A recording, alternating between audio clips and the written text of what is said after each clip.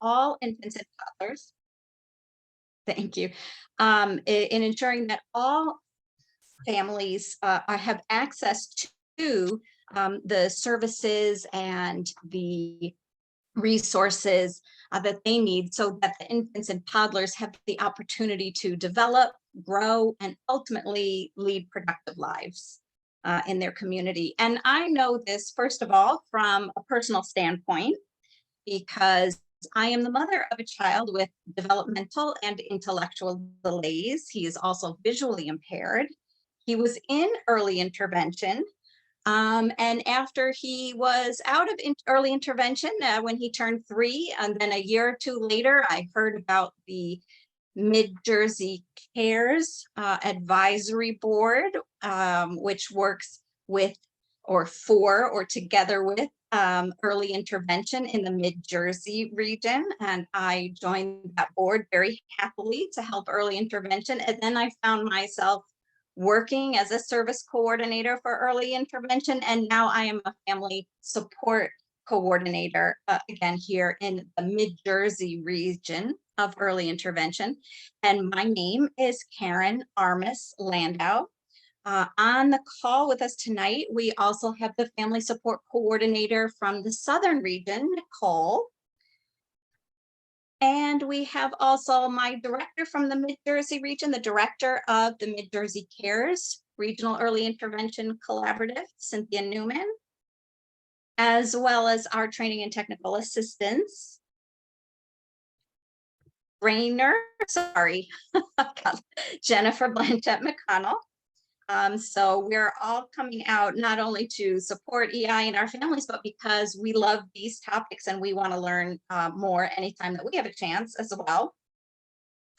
So for early intervention this year, our theme is early relational health and creating connections in everyday moments. Now, we always like to stick around this topic of early relational health. It's a term that people don't use in their daily life, but it's very important. It's the state of emotional well-being that grows from the positive emotional connection between babies and toddlers and their caregivers when they experience strong, positive, nurturing relationships with each other, strong, positive, and nurturing interactions with each other. And this is very critical to creating healthy children, families, and communities. It helps a child have a foundation on which to build everything else, and not even just their relationships, but they can use that to build their confidence and to develop in all different ways. So we want to thank you for joining us tonight to learn more about some ways that you can create connections in your everyday moments and help your child or children that you work with to continue to develop and reach their greatest potential. You can see, we'll be posting some things in the chat throughout the evening. I'll put some handouts in there and a link. So keep your eye on that. You could also put questions in the link in the chat if you would like, or raise your hand, and we'll take your question either then or later, just depending how the flow is going. But enough about me. Let's get to the important part. So I'm going to hand it over to Dr. Usha Ramachandran. She is an associate professor of pediatrics at Rutgers Robert Wood Johnson Medical School. Dr. Ramachandran's passion for promoting equity and early literacy and early childhood development motivates her work at the statewide and national level. She co-chairs the National Early Literacy Committee for the American Academy of Pediatrics and was recently elected to the National Executive Committee for the AAP, the American Academy of Pediatrics Council on Early Childhood. And at the state level here in New Jersey, she serves as early childhood champion for the New Jersey chapter of AAP and is also, if she had enough time, she is also the medical director of Reach Out and Read New Jersey, which I'm sure you're going to hear a little bit about this evening as well. She co-leads a statewide effort to transform pediatrics and early childhood funded by the Human Resources and Services Administration. So thank you so much, Dr. Ramachandran, for joining us this evening to talk about babies and toddlers and board books and early literacy. Thank you so much, Karen. And thank you to both you and Cynthia for inviting me to talk about a topic that is very, very close to my heart. And thank you everyone for taking the time out of what I'm sure is a very busy evening for all of you, especially those of you who have young children. Thank you for taking time out to join us today. With that, let me try to see if I can share my screen.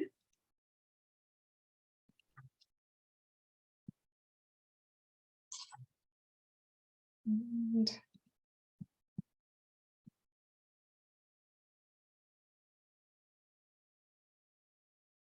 there we go. Excellent. So we all know that we use our literacy skills every day. Everything we do in our daily lives involves some level of literacy. Everything from paying bills, operating bank accounts, engaging in jobs, looking for jobs, applying for jobs, to health-related information, understanding medical information, reading our the labels on our prescription medications, understanding documents that we might sign, and also engaging with our communities and the world right now through the internet, but also physically in real life. And literacy, having a high level of literacy, helps in so many different ways. It helps obviously with academic achievement, but it also leads to financial success, better potential for financial success, better social and community engagement, better mental health and well-being, and even lower chronic disease burdens, better health, and lower mortality rates. So in fact, in medicine, we consider literacy as to be one of the social determinants of health.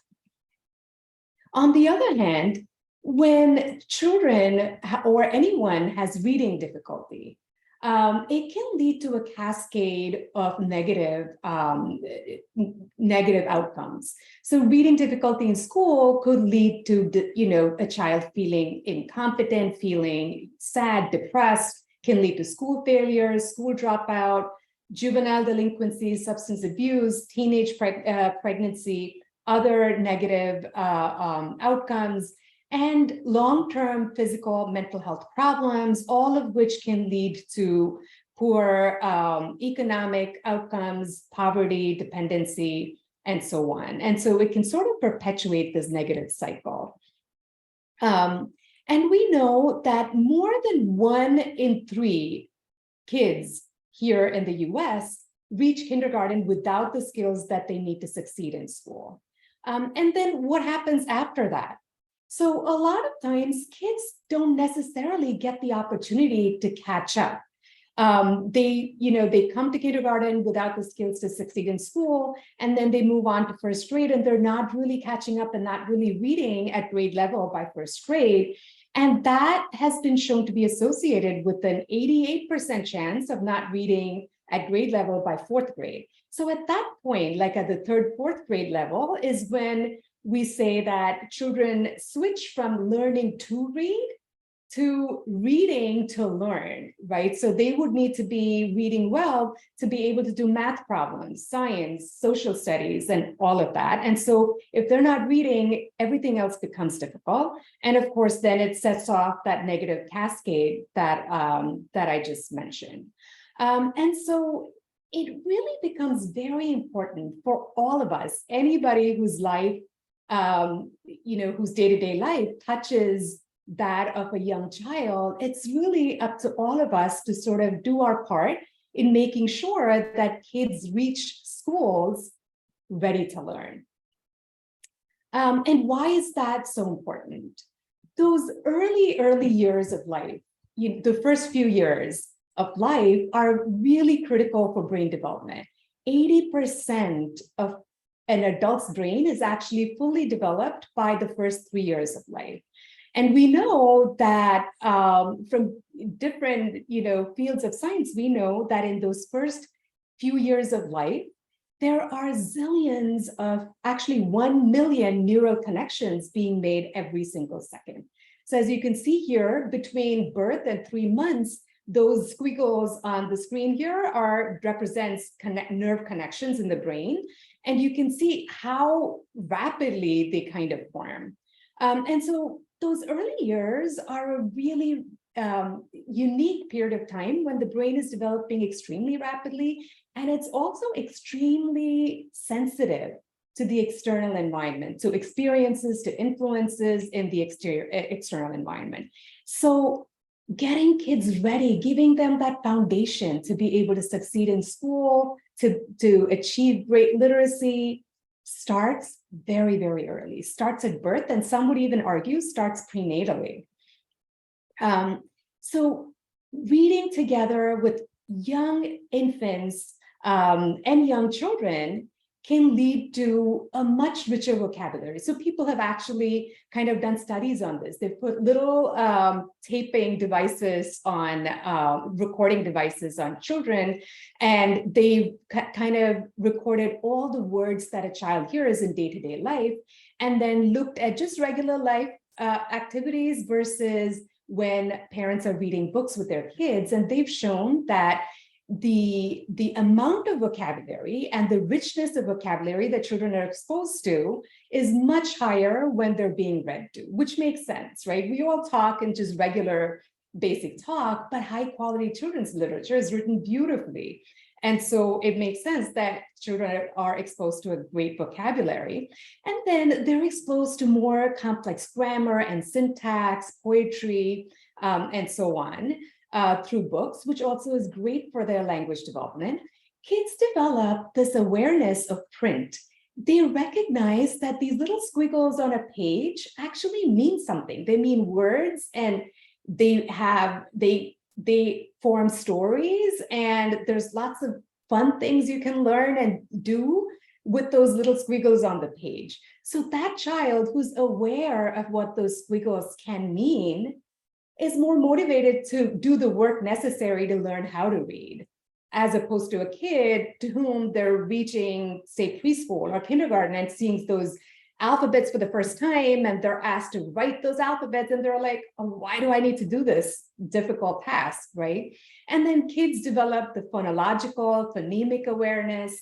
They already kind of start listening to rhyming words, beginning word sounds, and so on. And of course, they learn how to pay attention as they kind of develop that, you know, those routines of being read to or sharing books with their parents and caregivers. And then people have also done studies that have shown that how often parents read with their children and the quality of how they read with their children is actually associated directly with children's language and reading ability. And the earlier that parents start to read with kids, the better kids' language outcomes. And so really, so as pediatricians and our academy, our professional organization, the American Academy of Pediatrics, recommends that all parents should start reading with their children right from birth, and actually tells all pediatricians that talking about early literacy and promoting early literacy is an essential component of pediatric primary care. And so that was a policy statement that they came up with in 2014, which there's a brand new policy statement, a revision of that early literacy policy statement that's coming out very soon from the American Academy of Pediatrics. And so all of this, you know, there's a lot, like I said, a lot of studies that show that reading with children, especially when parents or caregivers read with children in a very interactive way, and we're going to talk a little bit more about that further down. But when they read with kids in a very interactive way, they involve kids in the reading, it can actually help increase children's cognitive development. This is a study by Dr. Hutton and colleagues from Cincinnati Children's. He is the head of the Child Literacy Development Center at Cincinnati Children's. And he has done a lot of great work on literacy development in children. So it's really very clear. And I think nobody argues with the fact that reading with kids and starting really early can help with language development, literacy skills, school readiness, and so on and so forth. But to me, that's just the tip of the iceberg. Lots of other amazing things happen when parents, caregivers. So I'm going to be using the term parents to mean any adult loving caregivers in a child's family. It could be grandparents, it could be anyone in the child's environment. So lots of amazing things happen when parents read with kids. So I want us to take a moment to think back to a time that we shared a board book with a child in our lives. It could be a neighbor's kid, it could be your younger sibling, anybody. And I can bet that when you think back to a time like that, the memories that kind of pop up in your mind are going to be warm, fun memories, right? And so those moments, those warm, fun moments of connecting around board books between an adult and a child, those moments matter a lot. Those are moments that really make a big difference in a child's life. So it's not just about language. It's not just about literacy. It's not just about school readiness. Those moments of connection and those back and forth interactions that happen when parents and children share books together. We call that serve and return, or the ping pong ways of having conversations, even if the child is pre-verbal, having those conversations with kids where the child verbalizes something, points to a picture, and the parent says, "Oh, yes, that's a doggy." And then the child, says, "Woof, woof," and so on. So that's a back and forth serve and return interaction. We know from neuroscience that those back and forth serve and return interactions are what actually make those nerve connections happen in the brain. So those are really essential for brain architecture. So it's not just about, those moments of connection and interaction actually change brain architecture, which is kind of a really amazing concept to me. Every time I think about it, it's kind of amazing to me. And so what happens when children or when parents develop this reading routine with kids, right?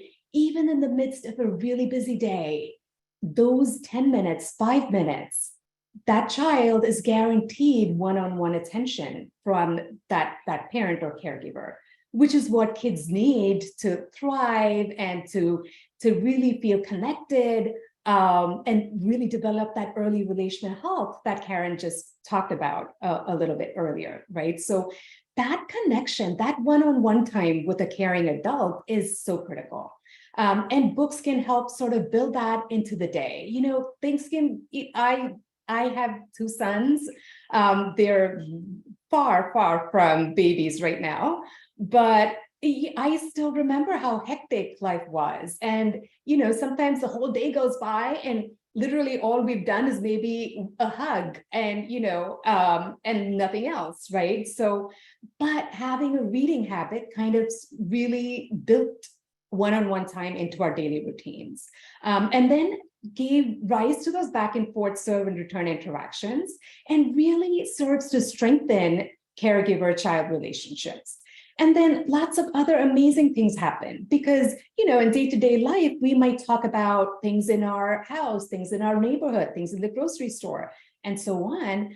But books can open so many other topics and so many other perspectives to a child and really, really widen their mental horizons, and can help with social emotional development in so many different ways. And so really book sharing is like a wonderful, wonderful thing. I almost think about it. So literacy is not so much the end goal. I think about literacy, about books as sort of being tools or even vehicles, right? And I think about those warm parent-child interactions being the fuel that fuels that vehicle, and sets the child on a journey towards lifelong health and well-being. And so book sharing is magical. It fosters lap time. And I have one of my colleagues in the Reach Out and Read organization, Dr. Pamela Hai, came up with this sentence many years ago that I since, and many of us since, have repeated multiple times with the patients that we see. So she said, there is no app like your lap. And so, there's, those baby Einsteins and so on really cannot hold a candle to lap time, FaceTime, and cuddles. And then, the book sharing, clearly, kids who are read to more tend to also have less screen time, which is wonderful, replaces those screens with human interactions. And then any routine, including reading routines, can give children a sense of security, predictability, and so on, and can help, especially in stressful times. It can sort of help kids sort of feel secure. And then it can, that early relational health that develops through one-on-one activities, including reading, can promote supportive family relationships that are also known to buffer children from the effects of stress. All kids, all adults are going to be exposed to stress, some more, some less. There's going to be times that you cannot avoid stress for your child as much as you try. Having that strong early relational health, having those strong, positive, nurturing, supporting relationships with your children can actually help buffer them against stressful situations in life. And then we talked about those language-rich back and forth serve and return interactions that are so important, not just for language and literacy, but all kinds of development that comes beyond. And of course, children learn all kinds of things, but in the context of attention and affection.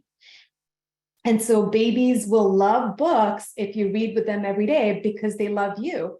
And so when you interact around that book, that positive association gets really embedded in their consciousness. And so there have been studies. So of course, reading helps with literacy and language, but there are studies that actually show that reading affects the child's social, emotional development and behavior. Kids who are read to more tend to have less disruptive behaviors and tend to have fewer social and emotional problems as well, which kind of makes sense. When you have that ability for joint attention with a parent or caregiver, and you're reading and learning about perspectives different from your own, you kind of develop that empathy and so on. Those are things that can help with social and emotional skills.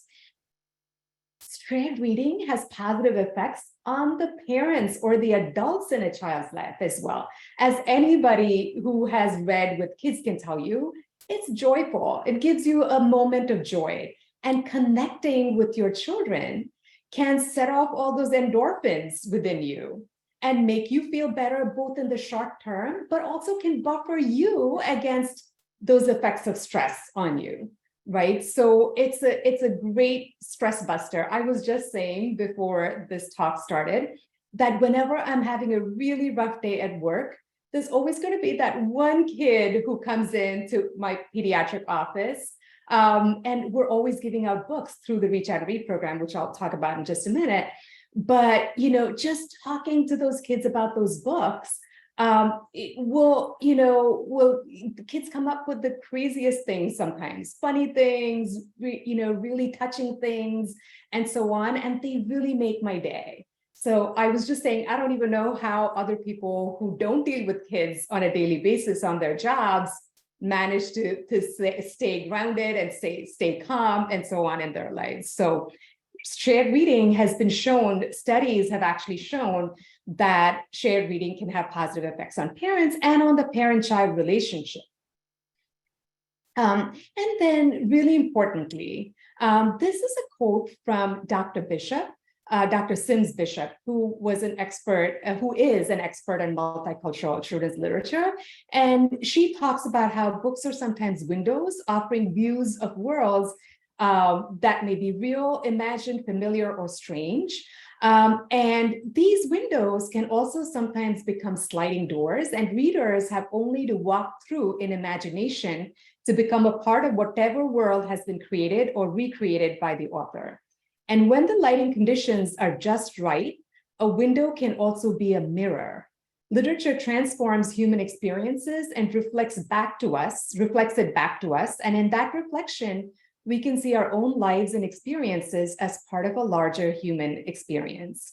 So I love this concept of children's literature and adult literature, of course, being mirrors. So kids, when you read with kids about a child having difficulty with toilet training or a child having difficulty with a new sibling, that's kind of like a mirror to what might be going on in the child's life. But books can be windows into lives of children who are facing situations completely different from the child's day-to-day life. And so it can be a great way for kids to develop that empathy in their lives. And so given all these wonderful things that happen from book sharing, 30 plus years ago, I think 34 years ago now, two pediatricians from Boston, one of the Boston hospitals, developed this program called the Reach Out and Read program, where they decided to start giving out brand new, developmentally appropriate, culturally appropriate books at every well child visit from infancy through 5 years of age. And then they also started to talk to parents about the benefits of reading with their young children, showed them, age-appropriate, developmentally appropriate ways of reading with their young children and toddlers, and then, modeled some of that for them as well. And this program started in Boston City Hospital, but now has spread all over the United States, multiple other countries as well. And there are millions of books given out every year through the program, and millions of well child visits where trained doctors or clinicians, nurse practitioners, family medicine doctors, all kinds of clinicians who see families with young children are trained to talk about the importance of reading and support families in reading with their kids. The organization has a wonderful website, reachandread.org, with multiple free resources for families. And there's just so much out there. There's book recommendations, there's diverse book recommendations, there's tips on how to read with young children, because it's not entirely intuitive sometimes. And, it just maybe comes easier to some people, not so easy to others. And so I always say, I've had like people with graduate degrees who are parents who have a hard time doing that interactive reading with their kids and need a little bit of coaching. And so everybody can use some help in sort of, doing that fun interactive reading with their kids, which has been especially shown to be effective in promoting children's development. So all of this is on the website. And then there's this beautiful milestones of early literacy development. And I think Karen plans to share some of these resources with everybody at the end of this. Yes, I wanted to just interrupt for a moment. I have put the one of the Reach Out and Read websites into the chat, and some of these resources that she's just shown us in the presentation and the PowerPoint, but I will send them out to you again later through email as well. So if you don't have luck grabbing them from the chat, or your hands are full with somebody important, don't worry about it. Okay, I can get it to you again later. Fabulous. Thank you, Karen. So lots of really great resources there. And then Reach Out and Read has an actual YouTube channel with lots of great videos they're all set in doctors' offices because that's where Reach Out and Read happens. But they are great videos because they give you lots of advice on how to share books. So a lot of times in Reach Out and Read, we don't even talk about reading books with kids. We talk about sharing books with kids, because even a parent who doesn't read can share a book with kids. They can talk about the pictures, make up stories, make it fun, and that's equally effective. And so we call it book sharing. So there's lots and lots of videos there with children of different ages, and pediatricians talking to parents about how to read with kids at those ages. This little guy is, I think, 5 months old. Florida, how are you? Yes. So he's smiling now, cheesing. Hey, but you see how he reacts to my voice? He's responding to my voice. So they love to do a little table tennis. I talk, he talks, I talk. I'm sure he's babbling with you now. Are you screaming and yelling? And they love the 4 a.m. chatter. Hey. You're just up and playing. So it's really important at this age that we're just talking and engaging with them as much as possible. Right. Lots of conversation is really going to be the best way for them to develop. So it's not only, what? Tell me. He does a lot. I see. And you know daddy's voice. So you see how he turns to you? So he's been hearing that voice since he's been in mommy's belly. And one day, before you know it, he'll be answering back. Yeah. He answers back now. Oh, you do? He's not talking it right now. Uh-huh. And you guys sing with him as well? Sing, read at night. Oh, you like to read? That's good. I have a brand new book for you here, man. Cody, check it out. Oh, wow. So we love the colors. Look at him reaching for it. Excellent. So at this age, they really love to touch. Go right in the mouth. So it's all about touching and feeling. You see him responding to the colors. Hey. Oh, yeah. So, it's not only hands and feet that go in the mouth, it's everything else as well. Look at that. And we love to look at baby faces. Is that you? Yes. What's she doing? Is she taking a bath? Yeah, so you can name common items that are around the house, but you can also make up stories. So it's not really so much about the words in the book, it's the conversation that he's having with you. Yes. Oh. You like to brush your teeth? Yeah, you like to look at yourself? Look at that. And you can kind of talk through it. Is this your nose? Is that her nose? Yeah. And her hands? Good job. So when do you typically read to him? Is it nap time, bedtime? Mostly bedtime. Okay. Me and my wife, we take turns. Excellent. So it'll be her night then. Fabulous. So that was such a typical, about 6-month-old. I'm sorry, I don't know why it went back there. That was such a typical 6-month-old, right? He was interested and patting at the different things on the book and then trying to touch and feel it and so on. And it's all about just, going with the child's interest and talking about all those things at that age. So with that, I wanted to kind of just talk about babies at different ages and what are some great ways to share books with them. So this, so starting with 2 months of age, right?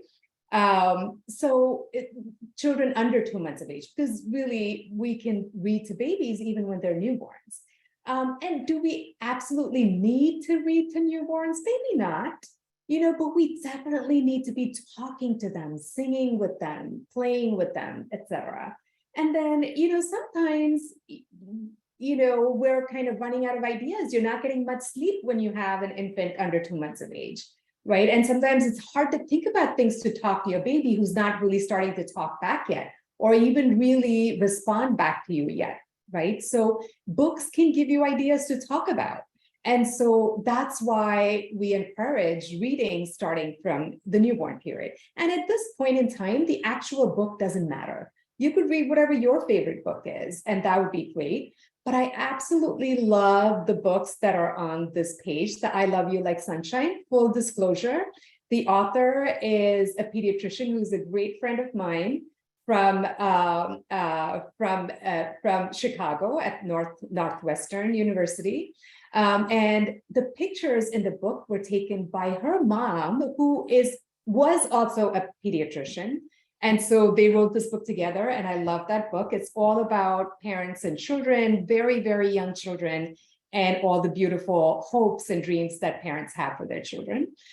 So anything like that actually elicits emotions in the parent is a great book to read with newborns because babies may not understand the words that you say at this age. Excuse me, but they respond to your emotions. And so reading things that move you, so books like about bringing the baby home, how much you love your baby, things that elicit emotions in you are great books to read with babies at this age. Excuse me, I just want to take a drink for a second. My throat's scratchy. And so, and try to, if the baby's awake and watching you, it's great to kind of make sure that you're making eye contact with the baby face to face as you talk, sing, and read together. And it's perfectly okay if the baby doesn't look like they're paying attention to you. They're still listening to your voice. Babies know your voice from when they were inside you, and they respond to it even in the newborn period. And so this is talking to them, reading with them is great to connect with them. And then reading with the 4 to 6 month old. That was that video that we just saw, which would have been better, I think, in this spot. But next time I do this talk, I'll move it here. But this is just when the beauty of reading with a kid really starts to happen. But kids this age, again, that little boy or girl, actually, I'm not sure which one it was not actually putting that book in their mouth.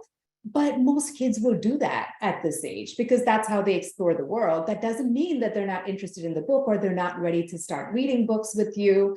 It just means that that's the way they explore books. And most children's books are non-toxic, and it's okay for them to put it in their mouth. And you can gently kind of encourage them to pay attention to what's in the book instead.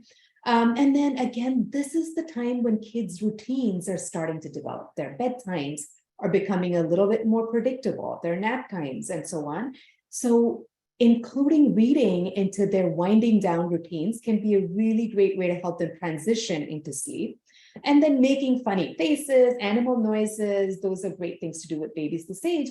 And to make sure that the baby is in a position where they can see your face, because no matter what, your face is still way more interesting to them and important to them than the book, right? So we always talk about the triangle. So if you have the baby at the crook of your arm here and the book here, so that the parent, baby, and the book form a triangle and the baby can look at the book and look at you, that works perfectly. And it's really important at this stage. As they get older, they can turn their heads and look at you no matter where you are. But when they're this age, it's important to be sort of place them in a triangle with you. Great books for this age are those high contrast books, like the Cluck and Moo book. And then anything with baby faces or faces in general, but especially baby faces. Kids are hardwired to pay attention to faces because when they pay attention to faces, that will elicit interactions with the human beings, with the adults around them or other kids around them. And that's what their brain needs, those interactions with the people around them. And so their brains are hardwired to preferentially look at faces over other inanimate things. And so we use that to get them to look at faces, to look at books by using books that have big baby faces on them. And like you saw with that other kid, there were so many things on that page, but that little 5 to 6 month old was honing right in on that big baby face in that book. And then touch and feel books, board books, cloth books. The book that kid had in that video is one of those indestructible books. So it looks like a picture book, but it's really one of those indestructible books, which works as well. But the smaller books are really cool for kids this age because they can manipulate them a little bit more easily. And then when they're slightly older, 9 months to 12 months old, they're doing more. They're starting to point at this age. So this is a great age where you point to different things and then you encourage them to point. You say, where's the doggy? And take their hand and encourage them to point to the doggy. And then you continue to talk back and forth. And this is the age when the first words are coming in. So this is a wonderful time for those books with lots of things on a page and, where you can name articles that they're going to find in their day-to-day lives, name different animals, and things like that. Those babies' first word books are great. And then books like The Very Hungry Caterpillar, where they can put their fingers through. A lot of the books with The Very Hungry Caterpillar will have the holes where they can put their fingers through. The other open and close flaps in books, the peekaboo books, those are great because also kids are pointing at this age and they're also developing a mental image of things that are not in their sight. So we call that object permanence. So at this age, this is why peekaboo becomes such a favorite game at this age, because so before that, if they don't see it, they think it doesn't exist. But now when they don't see it, they know it's still there and it's just hidden, right? So this is why peekaboo is a great game at this age. And you can use books to play peekaboo with them. You can use books with flaps and so on. That can be really great as well. And then I wanted to do another brief video of a really, really cute child who's 12 months old and her father. Hello, how are you guys? Oh, you're okay. Can you say okay? I think you're learning a lot. Here's a book for you. Yeah. You might remember that we like to give books out at all of our well visits because we think it's important for kids to love to read. Yeah. It's that. Yeah, what do you see? Do you like to read? Yes. Yeah. Well, we just love that the kids get the books early. Yeah. We hope that you like to read with her. I don't know if there are any times of day that you might spend with her looking at a book or on the weekends. It's mainly on the weekends that I read to her, but her mother reads to her every night. Right. All of the girls. And she's also with grandma sometimes too. Yes, and she reads with her throughout. Great. So Dad, when she was littler, she would put everything in her mouth. You might remember we were talking about that. Now that she's older, she probably won't do it that often. She'll do it a little bit less. But every once in a while, she's still exploring using her mouth and all of her new teeth. Yes. And she's still going to test things. You might see that she, is doing so much better using her fingers to open the book. And she'll also be asking you to read the book. And where before she might just look at it, if she likes the book that you have or she's interested in something in it, like a cat or an animal that she sees, she might be sort of getting your attention by hitting the book. But she's just really doing great with loving that book. Yes. It's difficult where I don't read to the girls as much as the mother, American, but I know she does use that as a calming tool just before bed. Right. That's really 2 or 3 books. Each one of the girls pick out a book.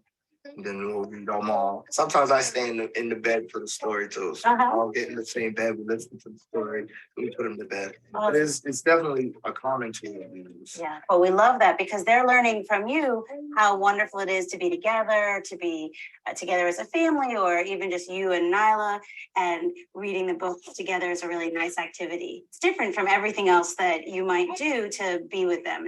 Nyla, you want to read the book? Should I read the book? You're tricky. Yeah, Look, go ahead. Nana. Hello, little man. What are you doing? You see the mouse?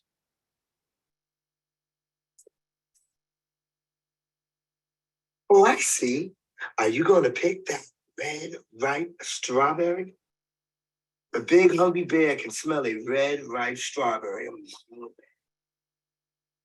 You don't like this book? No, actually, she does like this book. She's exploring it more. She's doing what I would expect a 1-year-old to do. If she was 2 or 3, she might be a little bit more interested in the next step of the story, the next part of what you're telling her. Mm-hmm. You're going to notice that she's going to start pointing to things and that you can point to things. The kids are really, really in the phase now where they're learning a lot of words. This is the age. She's been listening to you all along, but now she's starting to say a few words. So the more you can point to things and say the words and encourage her to do that, the better. Fabulous. Every time I watch this video, I'm always like, I kind of fall in love with it all over again. But there's so much of development that happened between that 6-month-old and her. Nyla, where she's obviously sitting up wonderfully, she's pointing, she's turning some pages, and she has she's lots of inflections and expressions in her voice and so on, which is great.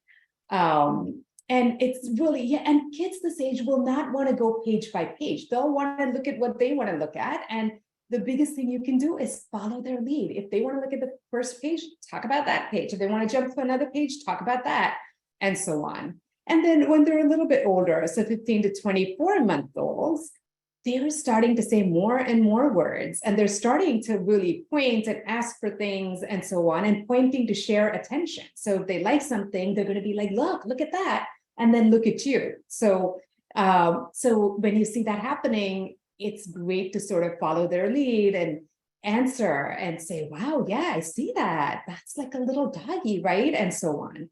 And then now you can ask them questions like, where's the doggy? And they should be able to point to where it is, and maybe even ask, what's that? And they might be able to answer by the time they're, over 18 months and, closer to 2 months of age. They can help turn the pages. And then after 2 years of age, they're learning how to turn, they can learn how to turn like pages in a picture book as well. So before that, they're turning pages in board books. And this is the age when you can use books anywhere, everywhere with kids, when you're waiting in the doctor's office, when you're waiting at a restaurant, and anywhere is a good time to read a book and keep kids engaged with you. And so lots of, books with repetitive sentences and rhymes can be really, really great at this age. And then when they're a little older, 2 to 3-year-olds, that's a really, really fun age where there's talking more and more, and then you can ask lots of questions. So you want to do that very interactive reading, so ask lots of questions. Where's the doggy? What is that? And then be willing to read the same book over and over and over again. That's something kids do a lot at this age. And it's totally okay. They're learning, they're kind of reinforcing their learning every time, and it's perfectly okay to keep reading the same book with them. But you can always point out different things on the pages each time. So this is when you can start doing a little bit of early math, counting things, comparing things, pointing out colors, pointing out patterns, lots and lots of things, which one's bigger, smaller, who's tall, who's short, and so on. And let the kids choose the book, and always follow their lead. And so at this age, simple picture books become really great. So little storylines with plots and characters are great. And this is, books are a great way to sort of talk about things that may be a little bit difficult for the kids at that point. So things like toilet training, sharing, dealing with younger siblings, or learning about, that people are different, and, and so on and so forth. This is a great time to sort of get books that can help open up those conversations. And so this interactive style of reading is what is called dialogic reading. The first person to coin that term was Dr. Whitehurst, where really the adult kind of acts like a facilitator almost and helps the child become the teller of the story. So they ask lots of questions and kind of get the kid to figure out the story. And so we know, like I said earlier, from a lot of research, that kids learn the most when they're interacting with the parent and the book very actively.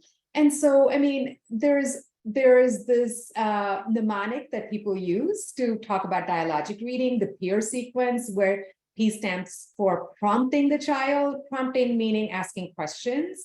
E is for evaluating the child's response and saying, yeah, that's right. Or, oh, is that, well, maybe I actually think it might be something else, or whatever. And then expanding what the child's saying, and so on. But I can't even remember like the peer sequence. I just focus on asking lots and lots and lots of questions and having fun with the kid around the book. And so again, lots of different kinds of prompts. A particularly good one is like stopping on the last word of a familiar book. Good night, cow, jumping over the, and waiting for the kid to like fill in that word moon. That's a really fun one. And so on. And especially prompts that kind of stimulate a child to connect what they're reading about to their own lives is a really great thing to do with kids as well. And so, yeah, with that, I think we're out of almost out of time. And so, that brings us to the end of my talk. The one other thing that I wanted to touch on is also, screen time. So a lot of people ask me about electronic books, where the kid can press on different things and it sort of reads out the book to them, and ask me about, are they good, And there's actually research that's looked into that. So Dr. Hutton from Cincinnati Children's, who leads the Center for Literacy there, he's done a lot of work actually imaging children's brains with an MRI while they're being read to by an adult versus using an electronic book by themselves, the same story, but the first one was, an adult reading that story to them with a book. The second situation was the child reading that book by themselves, an electronic version of the book, and then watching a cartoon version of the same story on a screen. And we looked at how their brains light up and how they're different with those three different forms of the same exact story. And he was able to show that when adults read that book with the child, that's when the best connectivity in the brain and the best kind of stimulation happens in the brain. And then those electronic books are a little bit better, and just passively watching a cartoon version of the story is kind of not that great. And so, so that's one thing that I wanted to just briefly touch upon, especially as far as books. I love physical books in general, but I think the Kindle and those electronic forms of books can be very useful when you travel, et cetera, for adults. But for kids, those paper, and board books are really, really important and better for kids. With that, I'm going to stop and see if anyone has any questions.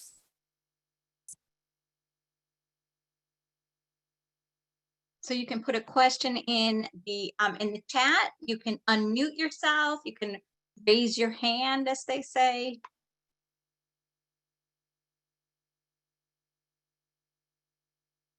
I see Nicole talking about the electronic books. Yes, that question comes up so much. And I always cite this actual study, and there's others. This is just one, but there are others that have actually looked at brain function, and clearly actual books being read by an adult with a kid is just the best way to do it. And I have to add into that. I have two kids, and obviously everybody is different from each other, but my family, my parents who live nearby and often took care of the kids, and myself, my family, we always read to the kids. But the younger one, he would not sit for it. He would walk away. He would crawl away before he could walk, etc. But I just kept reading.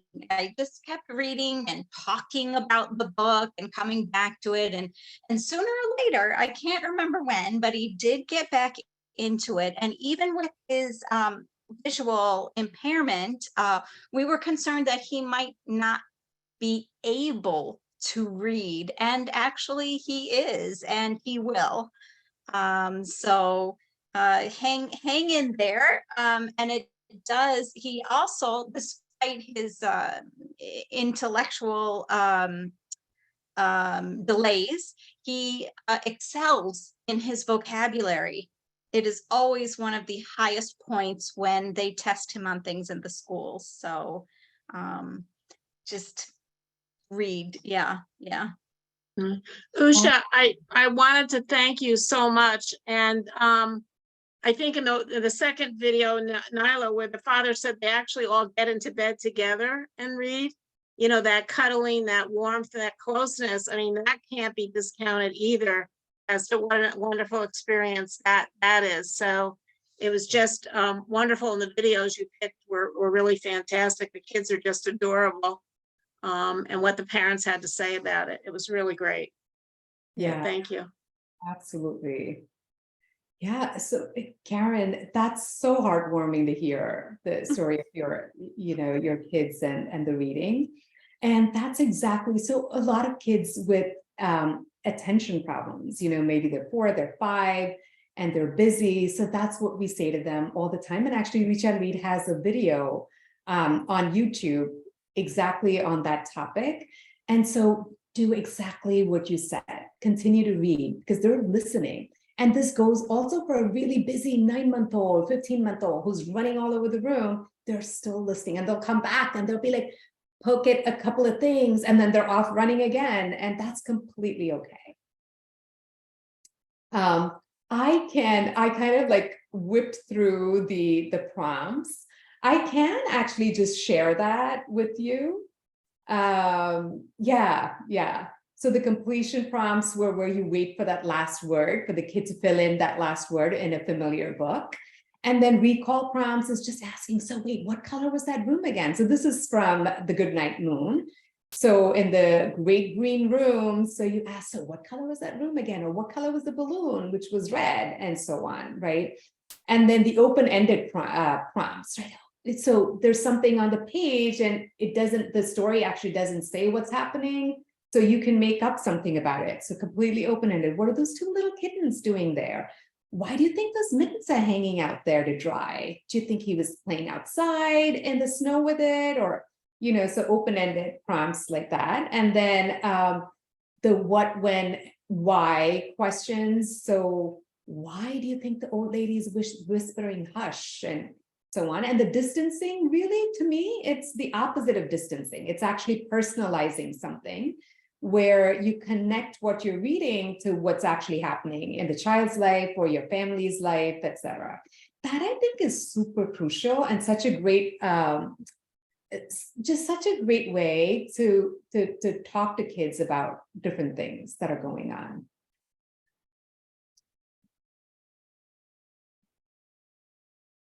I liked that. I think you said sharing books or something. Book sharing. I really like that term because sometimes parents will think, am I doing this right? And it's really like there isn't so much a right way. It's really more about the connection and the time, the moment that you're connected. It doesn't matter if you go out of order, if you, talking about the child makes something up or says something. So I really like that because it's sort of sharing a moment more than, it's not so much, like you said, it's not so much about the reading in order, but more of a just that moment. I just really like that way of thinking about it. Yeah. And then there's some cultures where there is not such a big culture of sharing books, but there's a culture of storytelling. Like I grew up in India where, oh my gosh, my grandmother told me all these stories and my dad told me all these stories. There was a big culture of oral storytelling. And so that sort of, so this is a great way. So you say, that's great. Telling stories is also great. It's so great for that early relational help, those back and forth interactions, language rich interactions, and then lots of, what do you think is going to happen next kind of questions and, things like that. So telling stories is great. And then, you can also share books. So it's not quite reading, it's like sharing books. So you can make up your own stories as well with the book. So when you say book sharing, it can mean all kinds of, it includes so many other things that parents do with their young kids as well. So I love that term as well.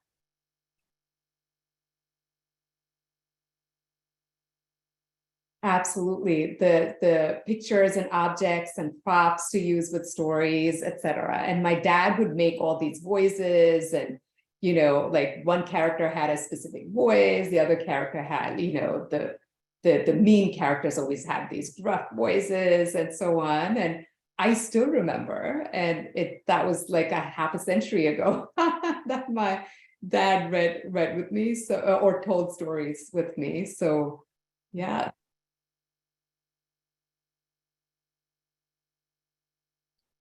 Well, I want to thank everybody for joining us. And again, thank you, Dr. Ramachandran, for sharing so many great pictures, great videos, and more importantly, such great thoughts on sharing, book sharing, and language sharing, and experience sharing. If there are any other questions, hang on for a second. I'll be here for a while. And again, look for in your email after EI week is over. So next week or the week after, we're going to get the recording out to you. And so you can listen to it again or share it with your significant other or your friends and family so that they can also learn these ideas.